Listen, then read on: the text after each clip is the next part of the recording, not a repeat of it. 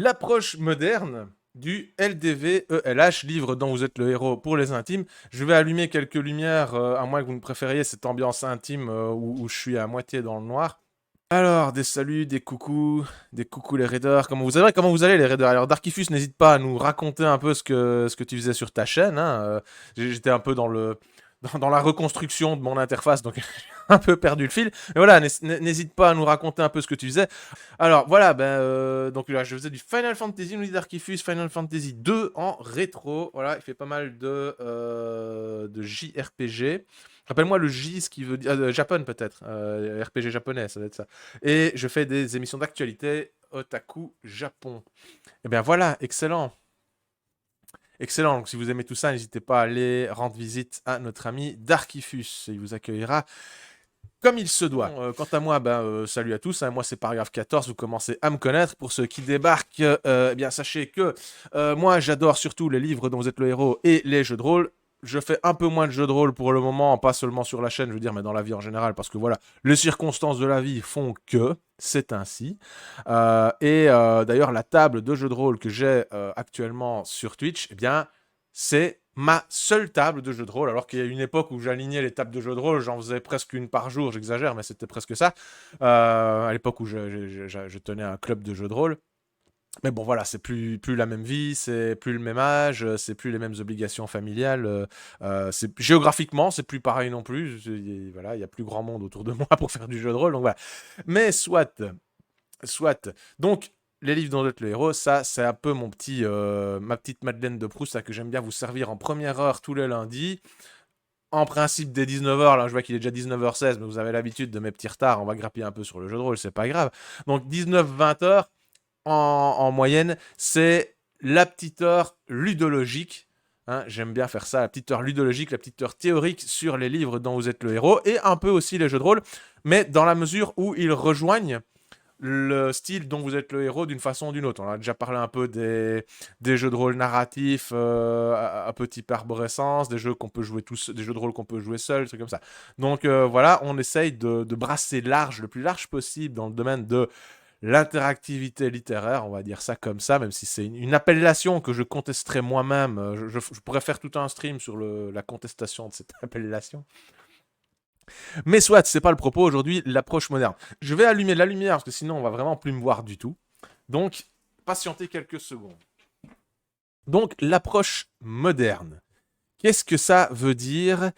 Simplement, voilà, c'est comment on aborde le sujet des livres dont vous êtes le héros aujourd'hui, maintenant, mais surtout du point de vue de personnes qui n'ont pas forcément l'âge des premiers, de la première fournée, on va dire. Voilà, moi j'ai la quarantaine, voilà, j'ai quand même découvert les livres dans le théorie assez tôt, pas au tout début, parce que dans les années 80, moi j'étais trop jeune, donc je lisais pas encore tout ça, mais je les ai découverts quand même dans les années, début des années 90, et donc dans la fin, on va dire, la fin de la grande époque, voilà. Euh, mais maintenant, des personnes qui aujourd'hui découvrent les livres dans notre héros avec les nouvelles éditions que Gallimard nous propose régulièrement, par exemple, ou voire qui ne le connaissent pratiquement pas, en tout cas qui n'ont pas connu les premières heures, eh bien, comment ces personnes-là abordent le sujet? Voilà. Ça me paraît intéressant. Et c'est le propos, notamment dans. Enfin, c'est le propos par hasard, c'est pas un propos en soi, mais ça tombe bien comme ça. Dans le magazine des créateurs de monde, dont j'ai acheté le tome 12. Je ne sais pas s'il a existé en kiosque, mais en tout cas, moi, je l'ai acheté en format électronique et je ne l'ai trouvé que comme ça. De toute façon, en Belgique, un truc comme ça qui peut-être existe dans deux trois kiosques français, faut pas espérer le voir en Belgique, c'est évident. Ou en Suisse ou au Québec, où vous voulez. Mais toujours est-il que j'ai lu en partie le dossier et j'ai trouvé intéressant, justement, il y avait notamment le point de vue d'une fille justement sur ça. Elle connaît pas et on lui demande d'écrire un article dessus. Et donc elle livre un peu ses impressions comme ça sur le sujet. Et je trouvais ça vachement intéressant. Et je pense que globalement, le dossier a été écrit par des personnes relativement jeunes, sauf erreur de ma part, je ne les connais pas personnellement, mais ce qui ne retire en rien la qualité du dossier. Il ne faut pas dire ce que j'ai pas dit. On n'est pas du tout dans la critique, de bas étage, non, non, pas du tout. voilà, donc ici, l'article, il est composé de trois, pour ceux qui ont vu la publication Facebook d'aujourd'hui, il est composé de 3 chapitres, on va dire. Et j'avais envie de vous proposer d'emblée de choisir, c'est vous qui choisissez, lequel des trois on va lire. Parce qu'on n'aura pas le temps de tout lire, hein, quand même. À chaque fois, je me fais rattraper par le temps, donc vaut mieux quand même cibler la lecture. Alors, je vais vous faire un sondage en bonne et due forme, voilà. Un petit slash poll avec la question quid, comme d'habitude. Moi, je mets toujours quid à tous mes sondages, ils s'appellent quid, c'est pas compliqué. Alors, les différentes rubriques du dossier, c'est donc l'évolution du livre-jeu. Donc là, on repart plutôt dans un trip. On se refait l'histoire du livre-jeu, mais sous un autre point de vue. Voilà, parce que des histoires du livre-jeu, on en a fait quelques-unes, hein, vous le savez. Pour ceux qui ne débarquent, qui ne le savent pas encore, bah voilà, vous irez voir dans les podcasts qui sont mis, les archives de la chaîne YouTube, hein. Vous tapez YouTube, paragraphe 14 sur YouTube, vous allez trouver. Et vous allez voir qu'on a déjà parlé plusieurs fois de l'histoire des livres-jeux. Donc ici, voilà, on repartirait dans l'histoire des livres-jeux, évolution du livre-jeu. Ou bien, on peut voir ce que je vous disais, mon journal d'expérience, donc le point de vue d'une fille sur ces livres-là, alors qu'elle ne les connaît pas. Donc elle en a essayé et elle livre un peu ses expériences, son expérience comme ça, à chaud, à froid, quoi. Voilà, mon journal d'expérience. Ou bien, on a la mécanique de jeu, celui-là c'est le seul que j'ai pas lu. La mécanique de jeu, où là, ils expliquent plus plutôt en quoi consiste le gameplay, quoi. Voilà. Donc, je balance le sondage. Le sondage va apparaître en haut du chat. Vous avez 1 minute. Je vais mettre 2 minutes. Allez, je vais mettre 2 minutes. Vous avez 2 minutes pour voter. Comme ça, on peut un petit peu papoter en attendant. Et voilà, s'il apparaît pas, vous faites refresh, la touche F5, et ça apparaîtra en principe. Hein, n'oubliez pas de voter. Moi aussi, je vais voter.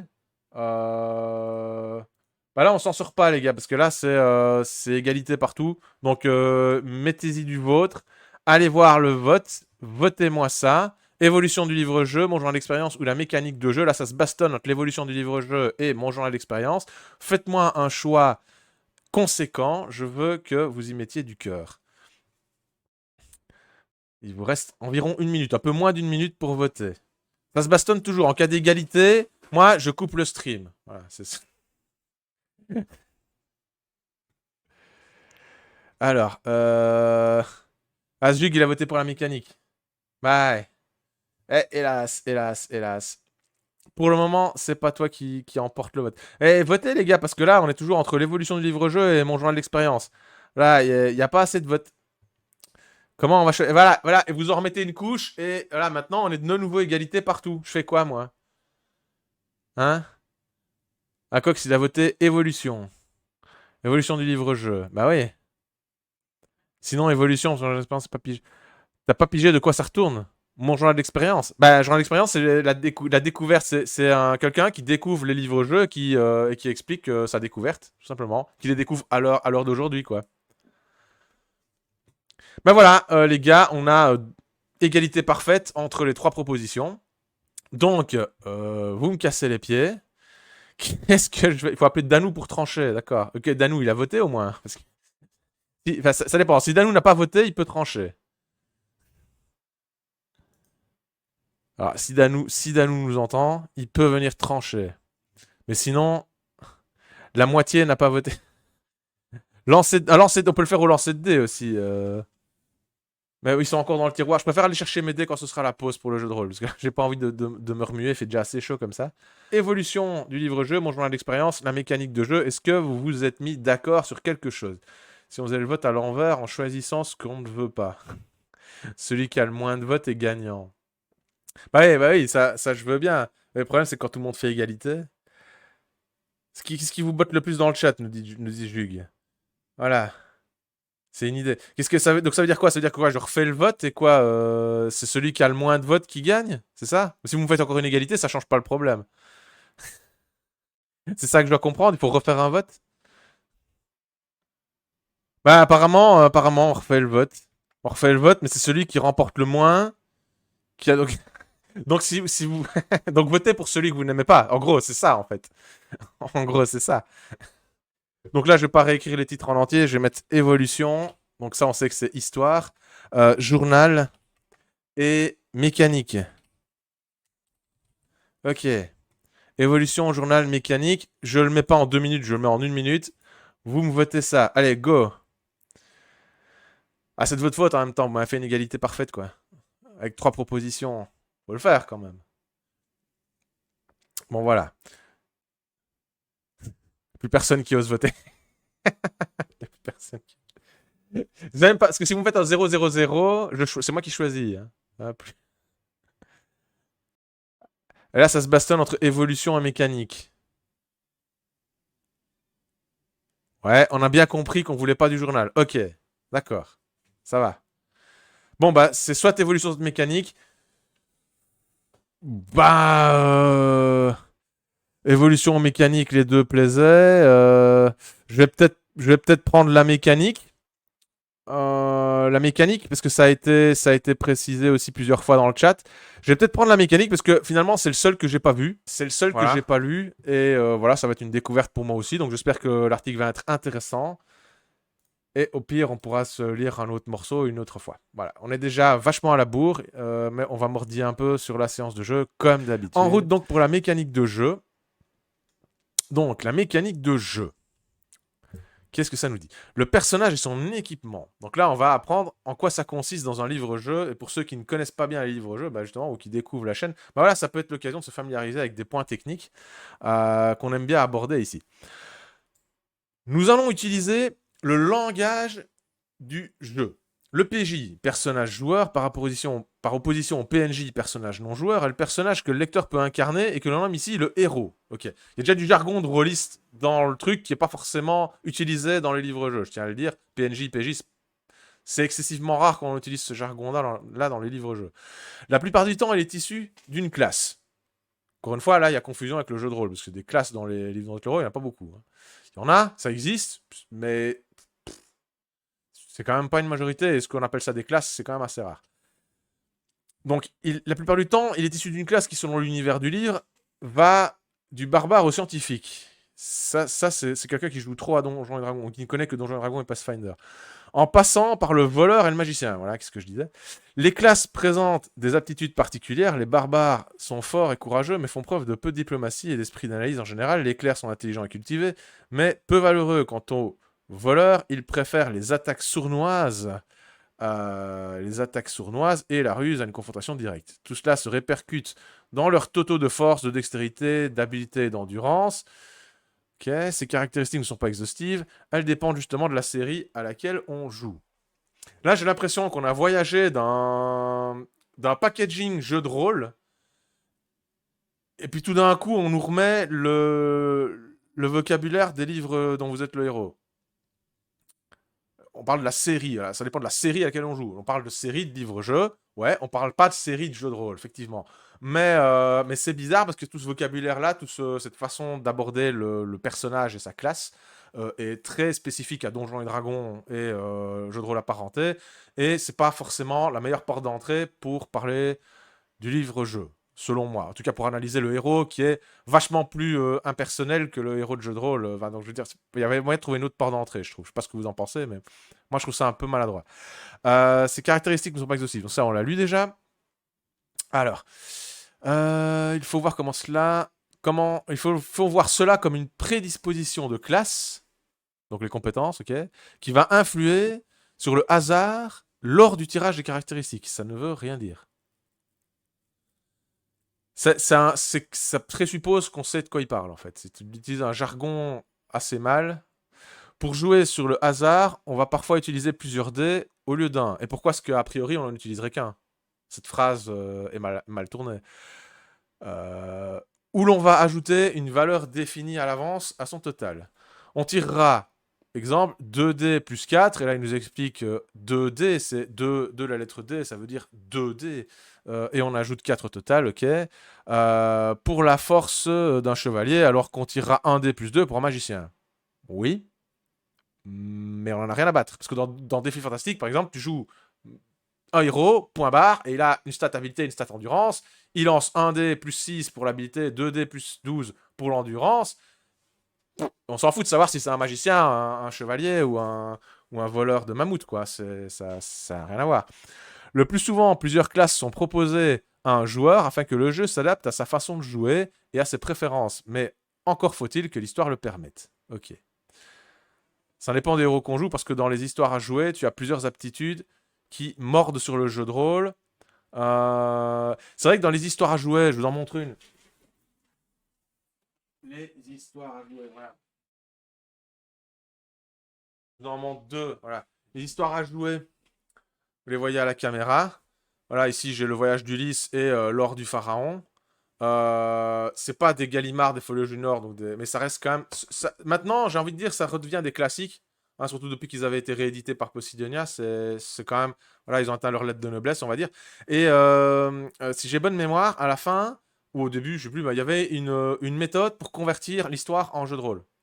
Donc ça me surprend pas que peut-être dans la façon d'aborder le personnage, il y avait quelque chose de peut-être un peu plus holistique, sans forcément être dans le détail.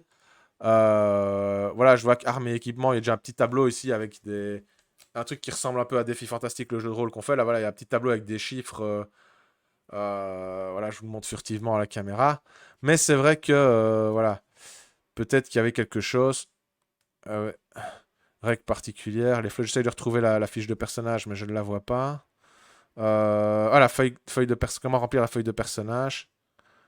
Lancer un dé à 6 faces auquel vous ajoutez 3 points. Oui, ça m'a l'air quand même assez basique. Hein. Ça dépend peut-être desquels, hein, mais voilà. Enfin bon, cela dit, je veux dire, voilà, ça justifie pas un paragraphe d'introduction comme ça pour aborder le livre-jeu, ça me semble hyper à côté de la plaque.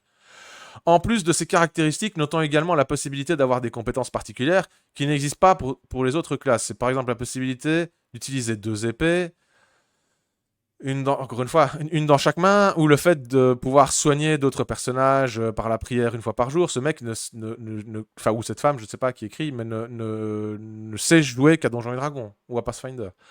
À cela, un équipement de départ peut être associé à une classe particulière ou disponible pour l'ensemble des classes selon le joueur peut ainsi choisir quelques objets pour se lancer dans l'aventure, sauf si ce choix lui est imposé. La plupart du temps, le choix est apposé. Non seulement le choix est apposé au départ, la plupart du temps, on a parfois un choix entre différentes choses, mais c'est quand même rare. Et souvent, les objets sont livrés par paquet avec le personnage. Voilà, par exemple, dans Défi et Sortilège, on avait le choix entre plusieurs personnages enfin, on avait plusieurs personnages qu'on pouvait mettre en avant les uns après les autres, mais chacun avait son équipement. Voilà.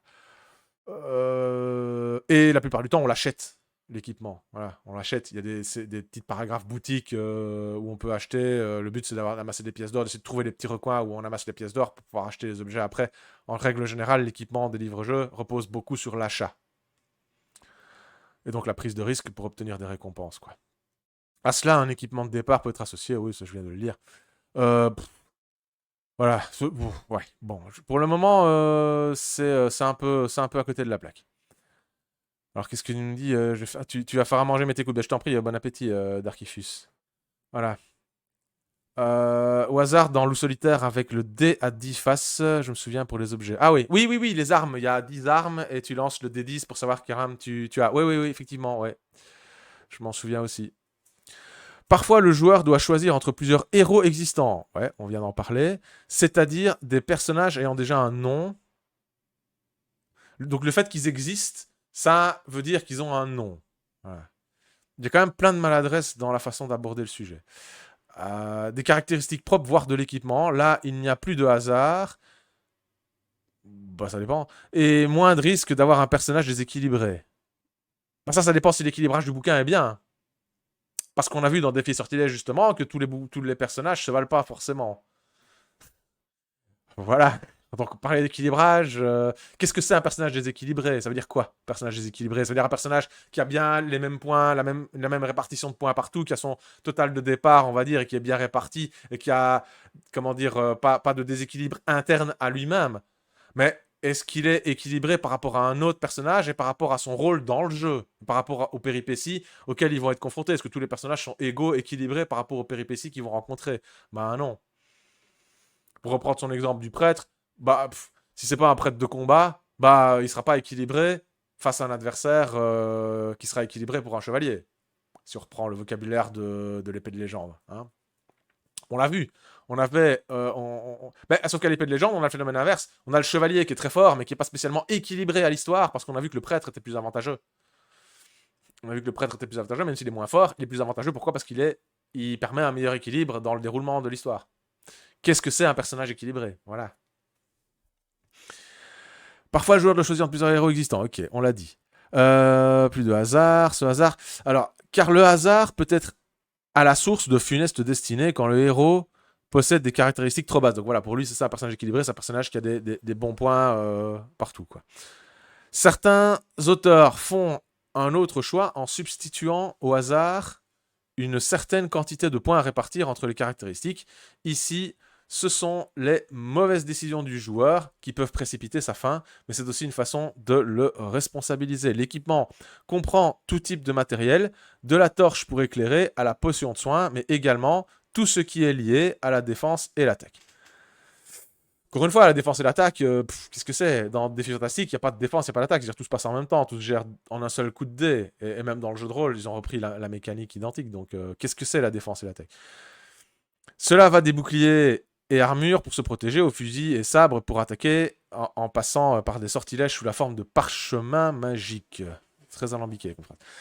Des armes, éléments de défense et équipements ne peuvent d'ailleurs pas être utilisés selon la classe du personnage. Il en revient avec son concept de classe, quoi. Ça me gonfle.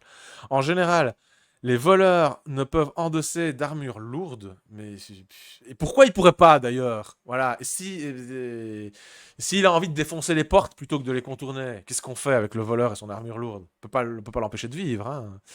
Sinon, il ne pourrait pas faire preuve de dextérité et de dire que c'est bon, on a compris, t'essayes d'apprendre Donjons et Dragons pour les nuls, comment on a inventé l'équipe classique qu'on retrouve après, reprise par World of Warcraft et à toutes les sauces, sous les appellations bien connues de tank, DPS, healer et compagnie. Ok, t'essayes d'expliquer ça sans utiliser les mots parce que tu penses que tu parles à des gens qui connaissent rien. L'argent n'est pas un incontournable dans ce type de jeu, mais il est souvent utilisé pour favoriser l'achat d'équipements. L'argent n'est pas un incontournable dans ce type de jeu. Est-ce que vous remettez cette phrase dans le contexte des livres dont vous êtes le héros et dites-moi si vous êtes d'accord. Je veux un vote. Je veux rien savoir. Je veux un vote. Vous allez retourner aux urnes, les gars. Je vous remets cette phrase. Sérieux, quoi, je suis scandalisé. Je vous remets cette phrase. C'est très simple. Vous me répondez oui ou non. C'est facile. L'argent n'est pas un incontournable. Attention, l'argent n'est pas un incontournable dans les livres dont vous êtes le héros. Alors, puisque le gars a l'air d'oublier son sujet quand il en parle, il se perd dans le jeu de rôle, à mon avis. Hein. Donc, l'argent n'est pas un incontournable dans les LDVLH. Oui, non, voilà. Je veux juste faire un sondage. Votez en masse, s'il vous plaît. J'ai envie de savoir, j'ai envie de connaître votre opinion. L'argent n'est pas un incontournable. Voilà, vous avez 1 minute pour me dire oui ou non, l'argent n'est pas un incontournable dans les livres dont vous êtes le héros. Attends, je continue ma lecture. Mais il est souvent utilisé pour favoriser l'achat d'équipements. Bah oui, c'est ce que je vous disais. Ce sont des pièces d'or, des dollars. Et là, il met entre parenthèses, ils sont obligés de citer entre parenthèses un exemple où on utilise des dollars, comme l'homme au cheval de brume de James Campbell. Ou tout ce qui peut faire office de monnaie d'échange. Il peut aussi servir à soudoyer les PNJ. Il n'y a pas de PNJ. On ne parle pas de PNJ dans les livres dont vous êtes le héros. Ok, c'est transposable. On peut utiliser le jargon du jeu de rôle pour parler de ça. On peut aussi dire à un protagoniste, un personnage secondaire. On peut aussi reprendre le vocabulaire du cinéma ou de la littérature. Tu vois, ça marche aussi. C'est peut-être même plus fin d'ailleurs, j'ai envie de dire. Alors, le vote, il donne quoi? Faut pas que je loue, parce que si je remets mon PDF, moi je perds mon vote. Le vote bientôt. Ça dépend des bouquins, nous dit Juc, mais parfois l'argent qui figure sur une feuille de personnage ne sert qu'à faire joli. Je pense au SH Gallimard. Attends, Sherlock Holmes? Ah, bah en fait, vous êtes mitigé, vous. C'est moitié-moitié. Aujourd'hui, vous êtes sur l'égalité. Hein, argumentez, je sais pas, dites-moi. Dites-moi, donc vous pensez que... Moi, je pense que non. Moi, je pense que l'argent, ouais, c'est un incontournable du livre de l'euro. C'est comme la petite scène de la boutique, les petites pièces d'or ou quoi. Moi, je suis quand même attaché à ce truc-là, quoi. Et dites-moi, bah vous dites peut-être dans le livre-jeu, non, c'est pas un incontournable. Peut-être que si on inclut la littérature moderne, la littérature, les livres dont êtes les héros modernes, ceux qui sont édités chez Alconos par exemple, ou quoi, la littérature française de livres dont vous êtes le héros, peut-être que on a une plus grande variété qui se passe, justement, plus de scénarios qui se passent d'argent, des échanges. Bien que j'en suis même pas certain. Ben, mais ça, à vous de me dire, je sais pas, dites-moi pourquoi vous pensez que non, en fait. Enfin, ou que oui. Peut se passer d'argent, donc je suis partagé sur cette assertion qui est fausse. Ça dépend. Oui, on peut se passer d'argent, mais oui, mais est-ce que c'est, pas par rapport aux joueurs, mais par rapport à la structure du scénario, par rapport à l'écriture, par rapport à l'auteur, par rapport à comment le livre est organisé. Est-ce que le fait de posséder ou pas de l'argent à un moment donné est un incontournable? On peut peut-être s'en passer dans le sens où ça permet pas toujours de réussir la mission, mais encore que certaines fois, dans certains Yann Livingstone, ou bon, acheter les bons objets, parfois c'est quand même indispensable. Donc, un incont... moi, je pense que, quand même que si. Incontournable, sinon elle n'existerait pas. Qu'est-ce qui n'existerait pas sinon? Elle n'existerait pas, tu dis elle quoi? Alors je reprends un peu la lecture. Donc je raffiche le PDF. Ah, l'argent. L'argent n'existerait pas. Ok. Non, ça c'est pas le bon PDF. Hop. Alors, l'argent n'est pas incontournable pour favoriser l'achat d'équipements. Ce sont des pièces d'or. Donc ça, on l'a vu, les dollars, ou tout ce qui peut refuser de monnaie d'échange. Il peut aussi servir à soudoyer les PNJ, acheter des conseils, se faire soigner. C'est un peu comme dans la vraie vie. L'argent ne garantit pas la réussite, mais sans, l'aventure peut se révéler beaucoup plus difficile. Il se contredit lui-même, en fait. Il dit que c'est plus difficile, puis il dit que c'est pas un incontournable. Donc, la vitalité. Il met ça en grave. Donc, il y a l'argent, c'est déjà un composant. Il y en a l'équipement, l'argent, la vitalité, puis ce sera l'expérience. Donc, la vitalité correspond à l'état de santé d'un personnage. On parle aussi de points de vie ou d'endurance. Le fait de gagner un combat ne garantit pas qu'on en sorte indemne. Ben ouais. De même qu'un mauvais choix ou une décision fortuite de l'auteur peut entraîner une perte de plusieurs points et affecter la vie du héros. Faut réapprendre à écrire. Ok, donc une décision fortuite de l'auteur. Donc il veut dire un choix imposé par l'auteur. Je vous traduis. Dans ce type de jeu, le joueur est toujours en sursis. Il lutte à chaque instant contre la mort. Parfois, le fait de se reposer lui permet d'améliorer son état de santé. D'autres fois, il lui faudra faire appel à la méditation ou se soigner par les plantes. La méditation? Ouais, ok. L'expérience est un total de points qui permet de juger de la progression du joueur. Si le héros possède des caractéristiques au début de l'aventure, ces dernières peuvent évoluer avec le temps. Parfois, il gagne directement 2 points de vitalité, mais d'autres fois, c'est en augmentant ses points d'expérience qu'il peut espérer monter d'un niveau. Les niveaux sont souvent utilisés dans les séries où le héros peut participer à à plusieurs aventures dont la difficulté est progressive. Alias loup ardent, alias loup solitaire.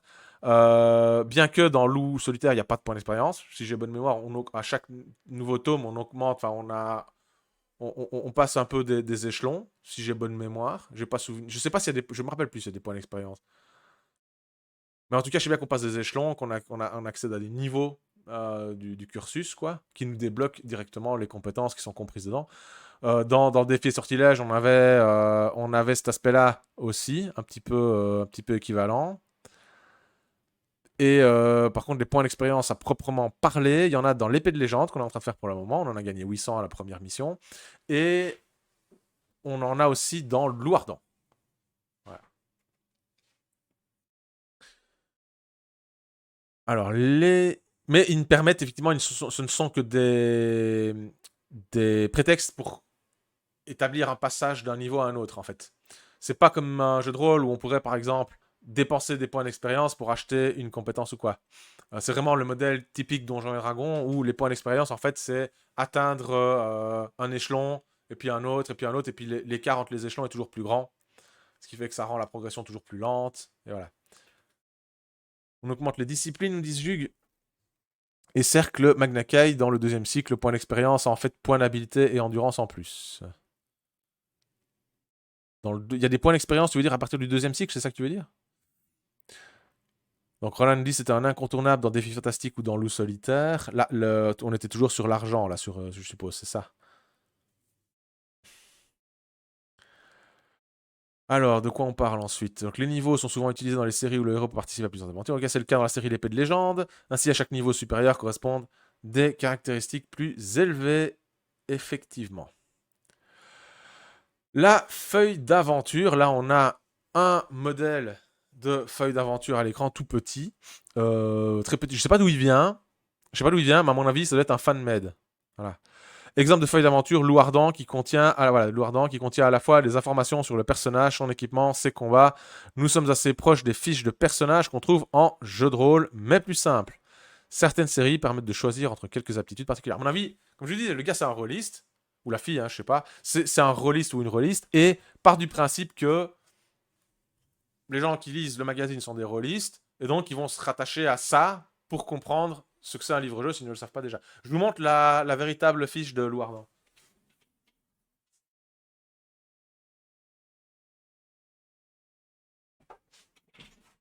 Ah. Voilà, un Loup Ardent de J.H. Brennan. Hein. Moi j'ai beaucoup aimé les Loups Ardents.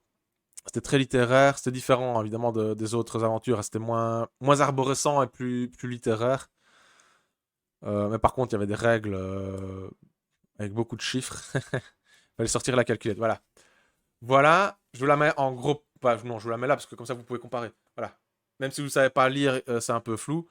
Vous avez tout le loisir de comparer les deux fiches et vous n'aurez pas de mal à comprendre que l'une est un fan-made. Très beau, hein. Je ne critique pas, hein. Mais c'est pas l'original. Voilà. L'original, c'est celle-ci. En tout cas, dans la version française. Et voilà. C'est différent, évidemment. Les fanmen, on essaye souvent de faire un peu plus joli, faire un peu plus propre, un peu plus pratique, voilà. Alors, Zug, mais qui peuvent être assimilés à une expérience acquise. Ok, ce qui est effarant, le contenu de l'article qui laisse perplexe. Ouais, je suis d'accord. Moi, je partais pas sur l'idée de démolir l'article, hein, parce que j'avais aimé le premier, j'avais aimé la première partie, j'avais aimé la deuxième. Donc, je me suis dit, bah, je vais aimer la troisième, quoi. Mais pas de bol. Pas de bol. Mais en même temps, c'est intéressant parce que comme ça, moi, c'est mieux. S'il n'y a rien à dire, c'est pas marrant. Mais au moins, comme ça, on décortique le truc et on vit ça ensemble, quoi. C'est intéressant.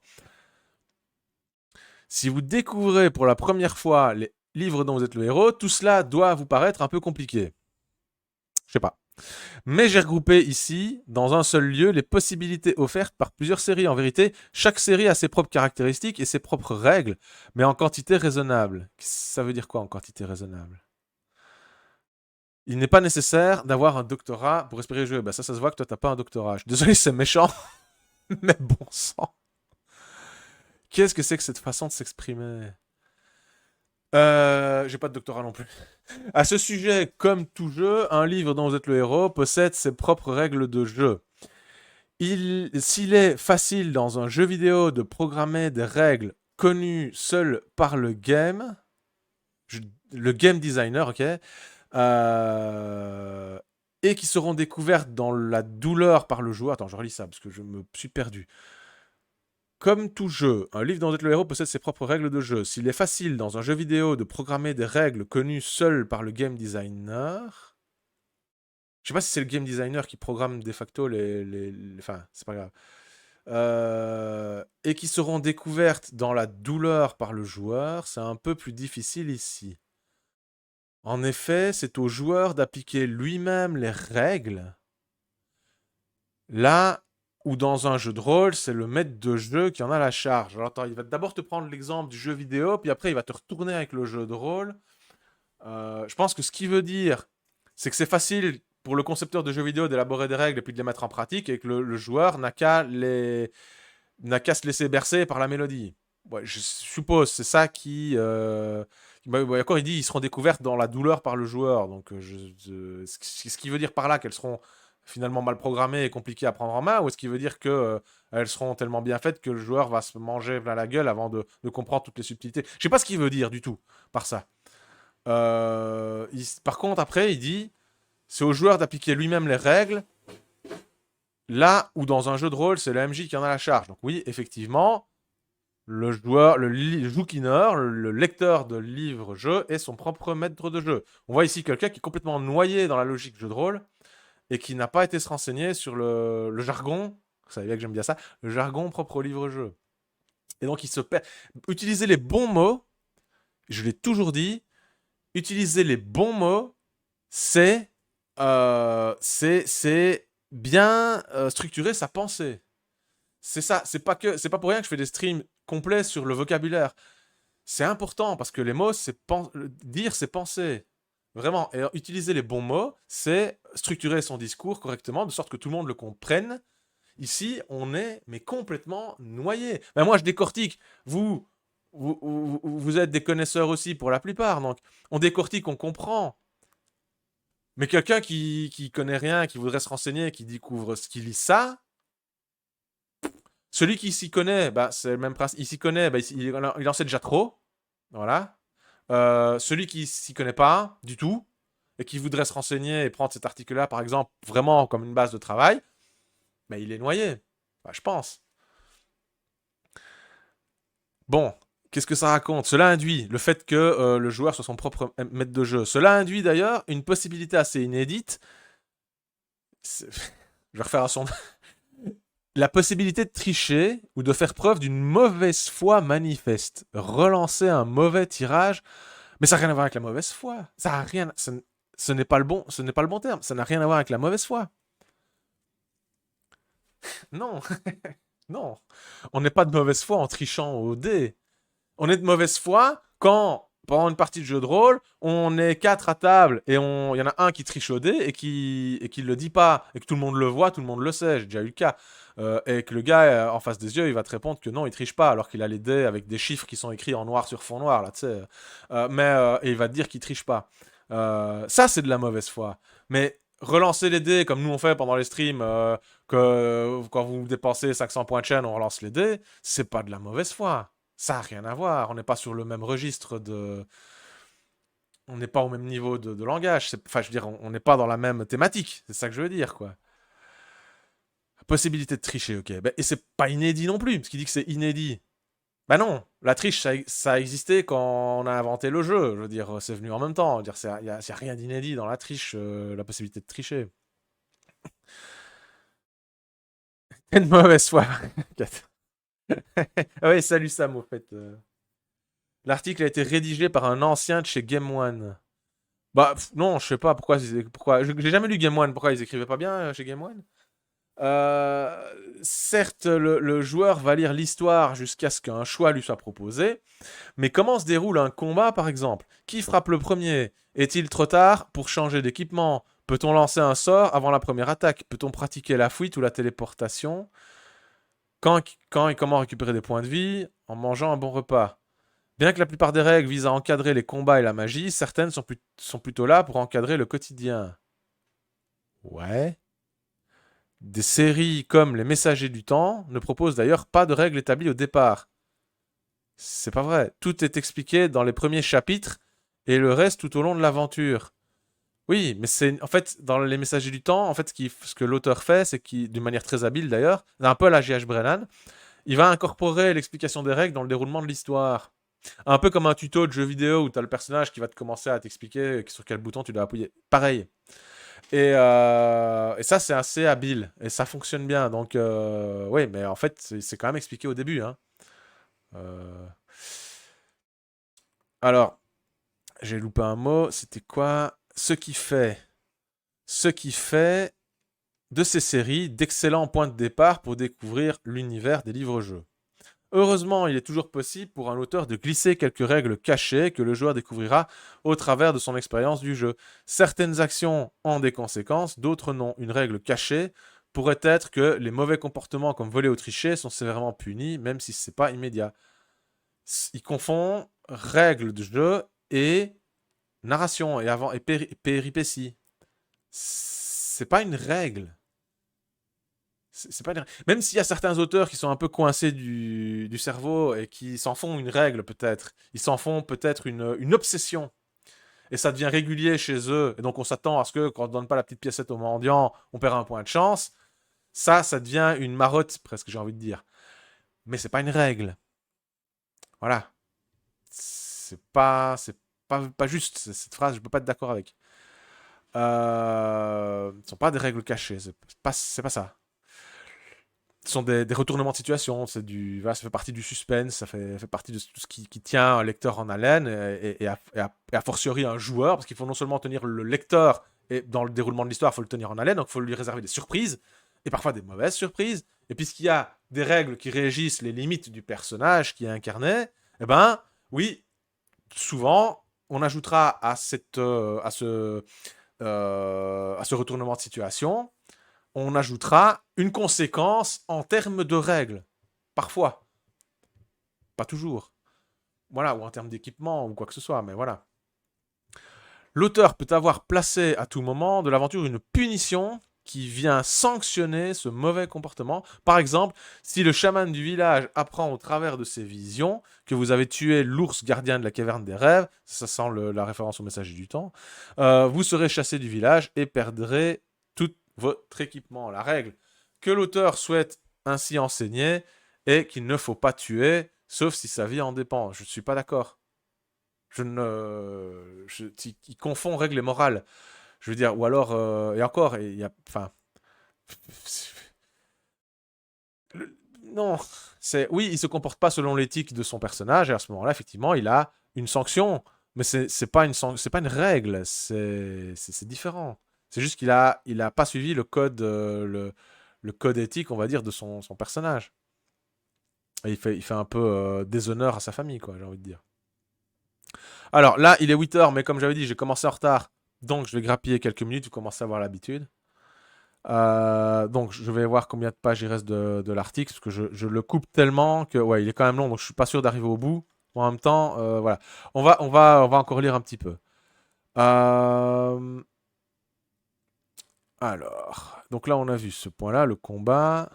Si l'on devait résumer la mécanique principale de ce type de jeu, la boucle principale de gameplay, dans le jargon du jeu vidéo, c'est de survivre à ses propres choix tout en progressant dans l'aventure et en évoluant. C'est quoi la différence entre progresser et évoluer? Tu m'expliques dans ta phrase, parce que là, je sais pas. L'évolution des caractéristiques du personnage et de son équipement est un élément commun au jeu de rôle. À mesure qu'on progresse dans l'aventure, on fait face à de nombreux défis qui prennent la forme de combats parfois. Ce qui détermine l'issue de ces combats, ce n'est pas seulement le hasard, mais également la force, la dextérité, voire les aptitudes à la magie du personnage. Nous sommes très proches des jeux de rôle sur ce plan. Ainsi, équipé d'un crayon à papier et d'une gomme, on vient modifier ou compléter sa fiche de personnage ou d'aventure, impliquant que l'on a trouvé telle ou telle arme, perdu tant de points de vie, ou que l'on vient d'utiliser une potion de soin. C'est un charabia. Ah! Oh! Attention, la structure narrative en arborescence. Attention, on va envoyer du lourd. On va décortiquer ça. Comment ça, j'ai été déconnecté du serveur? J'ai pas eu une coupure de... Dites-moi, j'ai pas été coupé pendant le stream? J'aimerais bien savoir. J'ai pas eu une coupure? J'ai pas été coupé pendant le stream? Non? Non, j'ai pas, parce que moi j'ai un message qui me dit vous avez été déconnecté du serveur, vous êtes connecté. Mais ça, par contre, c'est sur OBS. Je ne le vois que sur OBS. Et pas... Ok, ça doit peut-être être dans la transition entre les deux, dans la liaison. Il y a dû avoir un bug. Ok. Ça va, ça va, ça va, ça va. Ok, donc je continue. La, stru- la structure narrative est arborescente. Cela signifie qu'elle peut prendre plusieurs chemins. Même si la plupart du temps il existe une route principale vers laquelle reviennent rapidement ces chemins. Les issues peuvent donc être très différentes, surtout quand l'aventure est écourtée, car bon nombre seront fatales au personnage. Un schéma récurrent que l'on retrouve dans la plupart des livres-jeux, c'est le porte-monstre-trésor. Cela signifie que derrière un obstacle, il faut affronter un adversaire afin d'obtenir une récompense. C'est une recette qui a fait ses preuves, mais dont il ne faut pas abuser au risque de créer une certaine lassitude. C'est d'autant plus Vrai lorsqu'on fait face à un labyrinthe dans lequel chaque direction amène soit à une impasse, soit à un affrontement. Ce dernier peut prendre plusieurs formes, comme celle d'un vaisseau spatial dans le mercenaire de l'espace. Donc, ce dernier... Ah, ok. Donc, ce dernier... En fait, quand on dit ce dernier, en principe, on se réfère au dernier mot de la phrase précédente. En l'occurrence, le dernier mot de la phrase précédente, c'est affrontement. Vous conviendrez que l'affrontement ne peut pas avoir la forme d'un vaisseau spatial. Je pense qu'il voulait dire ce dernier donjon. Le hasard ne prend pas toujours la forme d'un tirage de dés. Certaines séries disposent d'une table de hasard. On applique la pointe de son crayon à l'aveugle dans le tableau. On applique la pointe de son crayon. On applique. Bon. Et on prend la valeur correspondante à la case comme résultat du tirage. Ok. Dans d'autres séries, une paire de dés est dessinée en bas de chaque page et il suffit de choisir une page au hasard pour simuler un lancer. Une caractéristique chance peut aussi influer sur le hasard. Rien à voir. Il mélange tout. En majorant ou en minorant le résultat du lancer. Qu'est-ce qu'il vient raconter là? Peu importe le flacon. Quoi? Peu importe le flacon tant qu'on a l'ivresse. Mais quand on peut éviter de se promener avec une paire de dés, cela a des avantages tout en laissant libre le joueur de les utiliser si cela apporte à son plaisir de jouer. C'est tellement mal écrit que je bute dans ma lecture. Je sais pas, vous le sentez quand je lis pas, j'ai pas une fluidité extraordinaire quand je lis.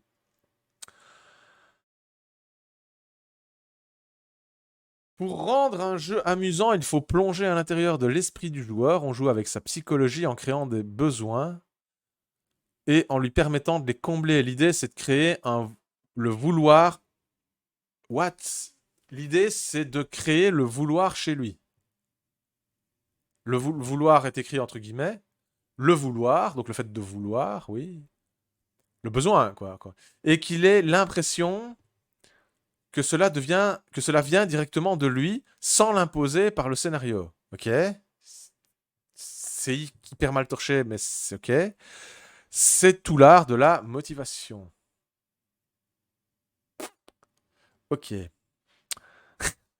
besoin, la motivation, le vouloir, qui dit mieux?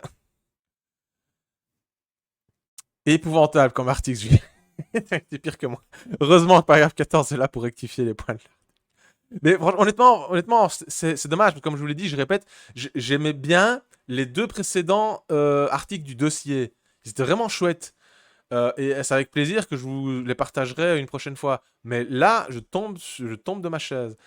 Donc, je continue encore un peu. Le MJ est déjà très énervé à cause de cet article. Il va devoir se défouler dans... Ah ouais, ça à fond, carrément, que je vais me défouler. Quoi. Alors, tout comme dans un jeu vidéo, vivre une aventure de livre dans... Donc, tout comme dans un jeu vidéo, vivre une aventure de livre dont vous êtes le héros plonge le lecteur dans une sorte de boucle de rétroaction qui l'incite à poursuivre son expérience. Donc là, il emploie du jargon de jeu vidéo. On appelle cela aussi le feedback, qui peut être positif s'il prend plaisir à jouer ou négatif si l'expérience est mauvaise. Donc je suis pas sûr de comprendre, parce que moi je connais pas bien le jargon du jeu vidéo. Mais est-ce qu'il voudrait dire que c'est une espèce de réponse, je veux dire, un stimulus positif-négatif, quoi. Je veux dire, c'est le conditionnement opérant, c'est un peu c'est les rats dans le labyrinthe, quoi. La boulette de viande qui tombe, quoi, c'est ça. Ouais. Ok. Donc vous voyez, c'est ça que je dis. Moi, je connais pas le jargon du jeu vidéo. Je suis noyé dans sa phrase. J'ai essayé de comprendre à mon niveau parce que j'ai des références qui me permettent de comprendre. Mais quelqu'un qui a zéro référence, qui tombe là-dedans, qui dit ça, je vous garantis, il comprend pas. Hein. Vous allez donner ça à mamie, elle va rien capter. Hein. Mais garantie, quoi. L'un des leviers de la motivation, je sais pas s'il y a un jeu de mots avec le levier, mais enfin bon. L'un des leviers de la motivation est le sentiment de progression. Progresser dans l'aventure, c'est progresser dans sa quête, apprendre de nouvelles choses, en savoir plus sur le monde qui nous entoure, avancer dans le scénario. Si l'auteur est bon, il pense à mettre en place une certaine dynamique, un rythme avec des rebondissements, un climax qui mélange tout. La dynamique, le rythme, la partition, Avoir un cliffhanger s'il s'agit d'une série. Ok, ouais. C'est tout l'art d'écrire un bon scénario. Ok, si tu le dis. Mais à cela s'ajoute le sentiment de progression lié à l'exploration d'une carte ou d'un environnement. Quand on n'arrive pas à savoir si on est plus proche de la fin ou du début, l'expérience peut être négative. Cela sera accepté ponctuellement dans un labyrinthe, moins lorsqu'il s'agit d'atteindre une destination. Quoi, dans un labyrinthe, il n'y a pas de destination? La sortie du labyrinthe, c'est une destination, quoi. Je veux dire. Je suppose qu'il veut parler d'une, je sais pas, d'un voyage où on va d'une ville à une autre. Peut-être. Je sais pas. Enfin, il y a le sentiment de progression lié au personnage dont les points d'expérience augmentent. Et si on n'a pas de points d'expérience, le sentiment de progression, il est où? Dans ton cul. Alors, le fait de franchir un niveau apporte une satisfaction. Ça, c'est un mec qui a joué à Donjons et Dragons. C'est obligé, c'est obligé, c'est obligé. Ça, pour affirmer que le fait de franchir un niveau apporte une satisfaction et l'espoir de pouvoir franchir plus facilement de nouvelles épreuves, on sait quand on a monté de niveau qu'on va pouvoir aller plus haut dans les épreuves. Donc c'est une mentalité de rôliste Donjons et Dragons. Voilà. Et encore une fois, c'est pas une critique de la mentalité des rôlistes. Je suis rôliste. J'ai la collection Donjons et Dragons dans ma bibliothèque. Je vais pas critiquer. C'est pas ça. Mais je veux dire, ici, comme c'est amené là, c'est c'est euh, c'est spécial, hein. La série La Voix du Tigre apporte une évolution de taille puisque le joueur peut devenir le seigneur d'une cité et conduire une armée. Un levier plus psychologique est celui de l'instinct de survie. La défaite peut arriver à tout moment, soit en perdant un combat, soit par un choix malheureux. Il y a donc un sentiment positif à rester en vie, renforcé si l'auteur joue habilement avec des situations où le joueur risque peu, mais en les présentant comme potentiellement risquées. Le sentiment de progression est d'autant plus fort lorsqu'on le corrèle avec l'agentivité. Les histoires, les films utilisent l'empathie pour nous faire ressentir des émotions, pour vivre l'histoire et ne pas être un simple spectateur. Alors l'agentivité, c'est le fait d'être agent, je suppose, agent, acteur, comme le complément d'agent dans grammaire, euh, que tout le monde a oublié, bien entendu. Je vais quand même aller vérifier ce qu'on entend par agentivité.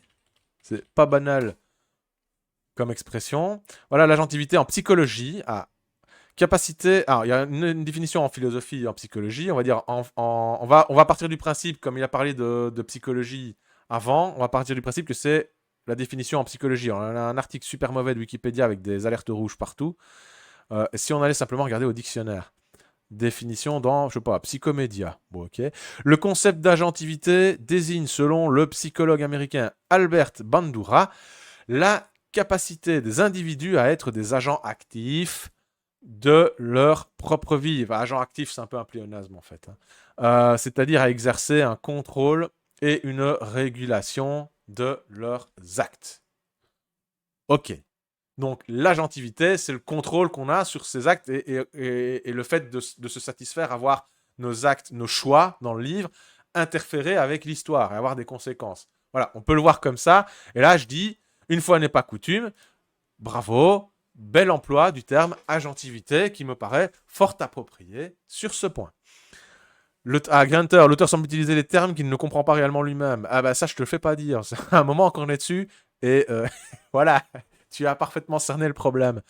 Et il utilise des termes de tous les milieux. Euh, jeux vidéo, jeux de rôle, beaucoup surtout, ça transpire. Ici, psychologie, narratologie, un peu, voilà. Et il mélange tout et il met ça pêle-mêle, sans aucune expertise, évidemment, ce qui donne un truc, un patchwork très bizarre.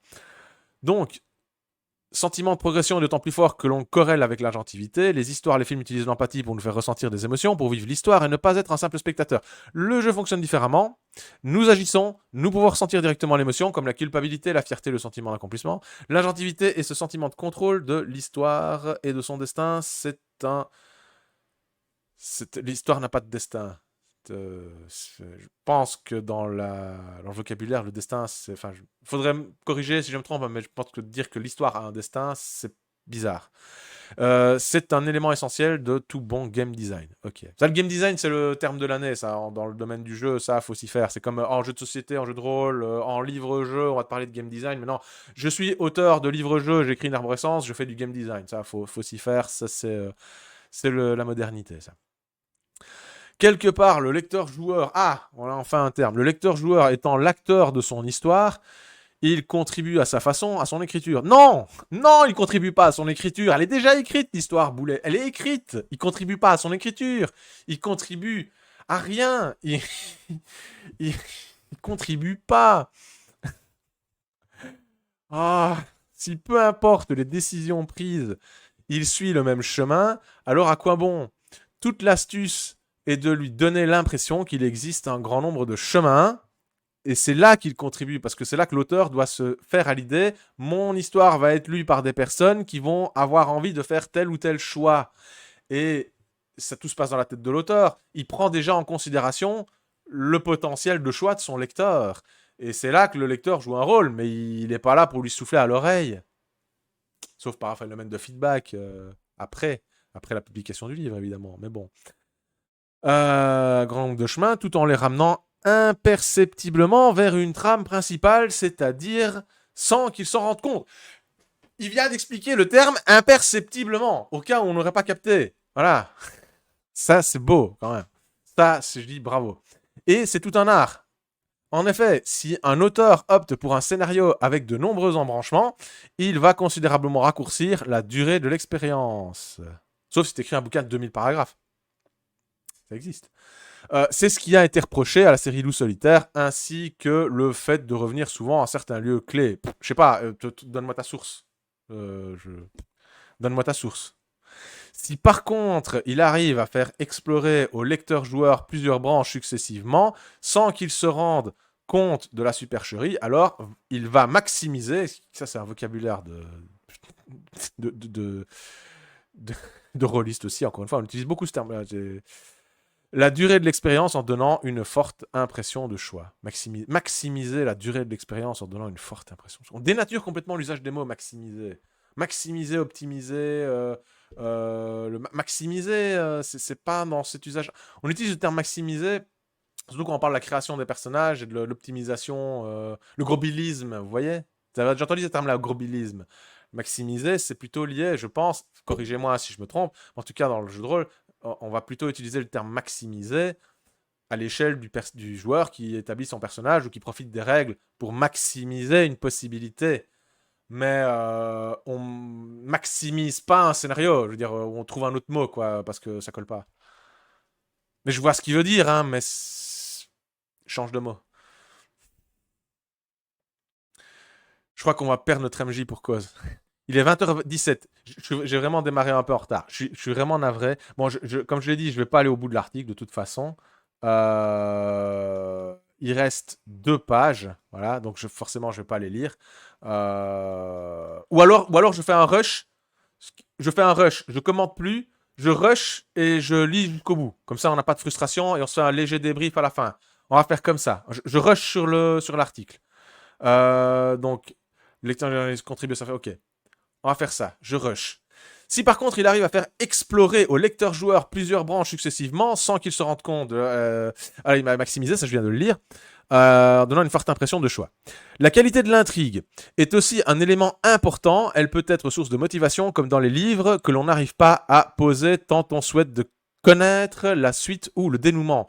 Le premier LDVELH, le sorcier de la montagne de feu, avait une intrigue relativement basique avec une introduction plutôt courte et décevante. On entre rapidement dans l'action, mais sans réel arrière-plan. Cela nuit à l'immersion et au plaisir qu'on éprouve durant l'expérience. D'autres vont privilégier un humour omniprésent à la qualité de l'intrigue, comme la série La Quête du Graal, qui nous emmène dans le monde merveilleux du roi Arthur et de ses chevaliers. D'autres encore vont jouer sur le côté ludo-éducatif en enseignant de façon amusante les faits historiques ou scientifiques. C'est la série des Chroniques crétoises qui prend place dans la Grèce antique mythologique. Celle des dieux de l'Olympe et des héros et constitue une très habile variation sur la légende de Thésée. ce qui en fait l'une des séries les plus matures. Heureusement qu'elle dispose de ce fond mythologique, car l'aventure en elle-même n'est en rien très captivante, j'en dirais autant de ton article. Un autre levier important, c'est celui des récompenses immédiates. Dans le jeu vidéo, on parle souvent des loots, qui sont des boîtes de Skinner.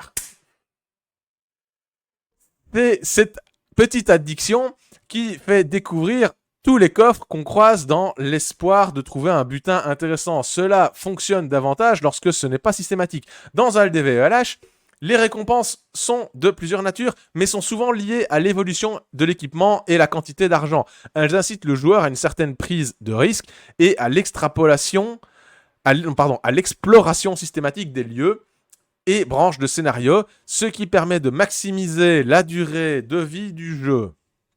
Je vais te maximiser, moi, tu vas voir.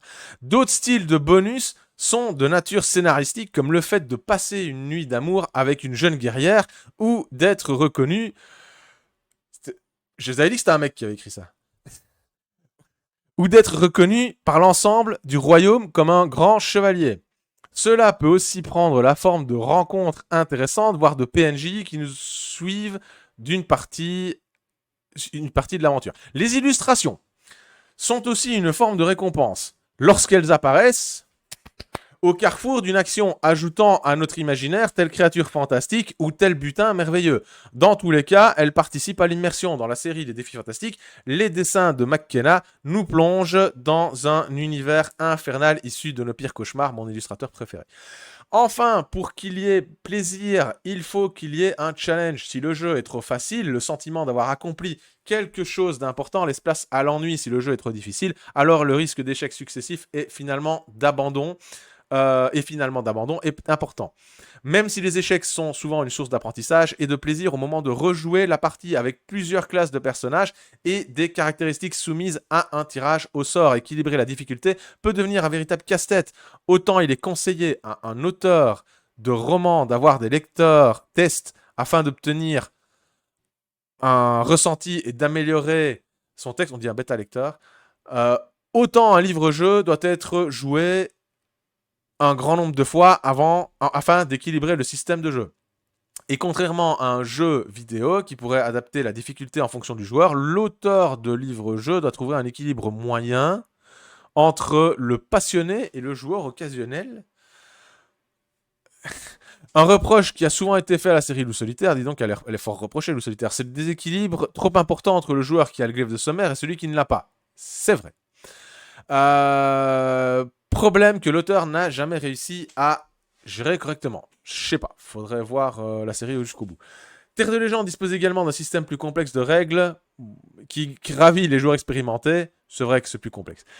On notera également la possibilité d'incarner plusieurs personnages en même temps. La série Sorcellerie impose même aux joueurs de mémoriser 48 sortilèges qu'il pourra utiliser au moment opportun. C'est un réel plaisir de choisir la bonne formule magique parmi l'éventail proposé. La série La Voix du Tigre, d'inspiration orientale et médiévale fantastique, propose quant à elle un système de combat très développé avec des chouettes disciplines qui nous mettent dans la peau d'un adepte des arts martiaux. Là encore, un véritable plaisir de jeu pour ceux qui s'intéressent au domaine.